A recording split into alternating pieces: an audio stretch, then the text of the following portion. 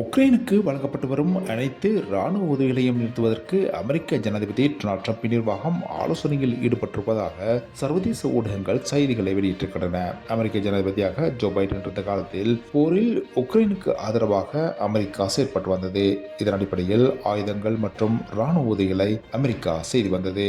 இதற்கிடையில் அமெரிக்க ஜனாதிபதியாக பதவியேற்ற ட்ரம்ப் உக்ரைன் நிலைப்பாட்டில் தமது போக்கை மாற்றிக் கொண்டுள்ளார். அவர் உக்ரைனுக்கு ஆதரவு வழங்கும் நிலைப்பாட்டிலிருந்து விலகியிருக்கிறார். அத்துடன் ரஷ்யாவுடன் போர் நிறுத்த ஒப்பந்தத்தை மேற்கொள்ளவும் அவர் வலியுறுத்தி வருகிறார். ஏற்கனவே சவுதி அரேபியாவில் இடம்பெற்ற பேச்சுவார்த்தை ஒன்றில் ரஷ்ய தரப்பை அவர் பேச்சுவார்த்தைக்கு அழைத்த போதும் உக்ரைன் தரப்பை அந்த பேச்சுவார்த்தைக்கு அழைக்கவில்லை.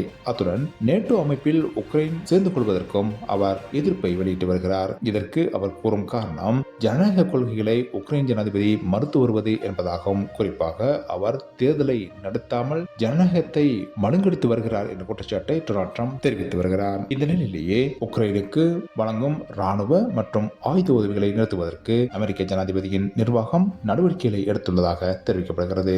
முன்னதாக கடந்த வாரத்தில் அமெரிக்க ஜனாதிபதிக்கும் உக்ரைன் ஜனாதிபதிக்கும் இடையில் கடும் வாக்குவாதம் ஒன்று ஏற்பட்டிருந்தவையும் அது ஊடகங்களில் வெளிப்படையாக வெளிப்படுத்தப்பட்டவையும் இங்கு கூறப்படத்தக்கது. இலங்கையின் கிழக்கு பகுதியில் தீவிரவாத சிந்தனைகளை பரப்பும் நடவடிக்கை மேற்கொள்ளப்பட்டு வருவதாக அரசாங்கம் குற்றம் சுமத்தியிருக்கிறது. பொது பாதுகாப்புத்துறை அமைச்சர் இந்த குற்றச்சாட்டை தெரிவித்திருக்கிறார். இலங்கையின் புலனாய்வு சேவைகள் தொடர்பில் அரசாங்கத்திடம் தகவல் அளித்திருப்பதாகவும் அவர் குறிப்பிட்டிருக்கிறார். இதனையடுத்து இது தொடர்பான விசாரணைகள் முன்னெடுக்கப்பட்டு வருவதாக பொது பாதுகாப்புத்துறை அமைச்சர் குறிப்பிட்டிருக்கிறார். குறிப்பாக சிறுவர்களுக்கு போதனை செய்யும் இடங்களிலேயே இவ்வாறான தீவிரவாத சிந்தனைகள் பரப்பப்படுவதாக அவர் சுட்டிக்காட்டியிருக்கிறார். எனினும் இஸ்லாமிய முறையில் இவ்வாறான தீவிரவாத சிந்தனைகளுக்கு இடமில்லை என்றும் அவர் சுட்டிக்காட்டியிருக்கிறார். எனவே இவ்வாறான தீவிர சிந்தனைகளை சிறுவர்கள் மத்தியில் பரப்பும் நடவடிக்கைகளை உடனடியாக நிறுத்த வேண்டும் என அவர் கோரிக்கை விடுத்திருக்கிறார். அதே நேரம் குறித்த இடங்களில் தமது புலனாய்வு நடவடிக்கைகளை இலங்கையின் புலனாய்வு பிரிவினர் தீவிரப்படுத்தியுள்ளதாகவும் பொது பாதுகாப்புத்துறை அமைச்சர் குறிப்பிட்டிருக்கிறார்.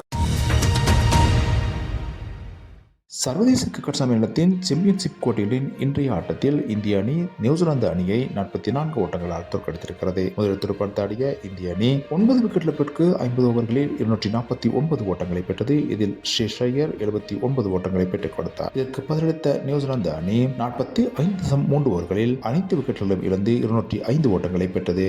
இதில் வில்லியம்சன் 81 ஓட்டங்களை பெற்றுக் கொடுத்தார். ஏற்கனவே இந்தியா, நியூசிலாந்து ஆகிய அணிகள் ஏ குழுவிலும், ஆஸ்திரேலியா மற்றும் தென்னாப்பிரிக்க அணிகள் பி குழுவிலும் அரையிறுதி ஆட்டத்திற்கு தெரிவாயிருக்கின்றன. எனவே இந்த 4 அணிகளிலும் ஏதாவது ஒரு அணியே இறுதிப் போட்டியில் இந்த கிண்ணத்தை வெல்லக்கூடிய வாய்ப்பு இருப்பதாக தெரிவிக்கப்படுகிறது. இதற்கிடையில் சாம்பியன்ஸ் கிண்ண போட்டிகளின் அரையிறுதி ஆட்டங்கள் எந்தெந்த அணிகளுக்கு இடையில் இடம்பெறுகின்றன என்ற அட்டவணை தற்போது வெளியிடப்பட்டிருக்கிறது. இதன் அடிப்படையில் எதிர்வரும் புதன்கிழமையன்று இந்திய மற்றும் ஆஸ்திரேலிய அணிகள் முதலாவது அரையிறுதியில் பங்கேற்கின்றன. இரண்டாவது அரையிறுதி வியாழக்கிழமை இடம்பெறவிருக்கிறது. அதில் தென்னாப்பிரிக்க அணியும் நியூசிலாந்து அணியும் போட்டியிடவிருக்கின்றன.